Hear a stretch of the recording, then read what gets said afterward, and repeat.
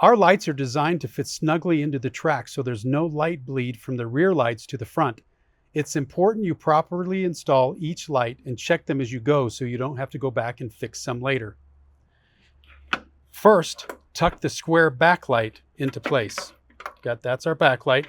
We're going to tuck it in. I like to have usually the track with the backlights facing me. Then rotate the track up. Put your thumbs on the edges of the light. Push down slightly until the lens pokes through. Then rotate back down and put pressure on the top area or top edge of the light. That's your first snap. You can see now that the back is not fully seated, only the front. So you go back to the back side of the lamp and for your second click. Now the bulb is fully seated all the way around and ready to go. Let's do a few more. Move in the back, put pressure on the back of this lamp until the lens pokes through. Do your first snap, go back, and it looks like we were lucky enough to get 2 snaps in one because it's all flush all the way around. We'll move over to the next one. Put the square in. Leverage the lens through. First snap, second snap, all the way flush. Let's do one more. Square back in. Push down until your front lens is through. And then there's a first snap and second.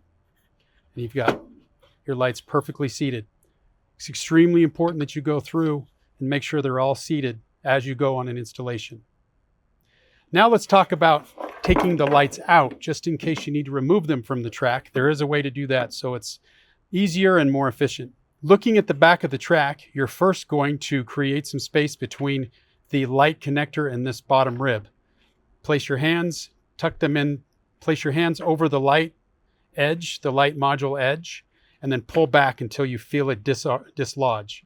From there, I take your finger, put it behind the square, and push it up. You've now dislodged the light from both ribs, and then you can rotate it out. We'll try that again. We're going to put our fingers here, pull back, then push up from the rear lens and rotate it forward. Pull back, rotate it up, and pull it forward.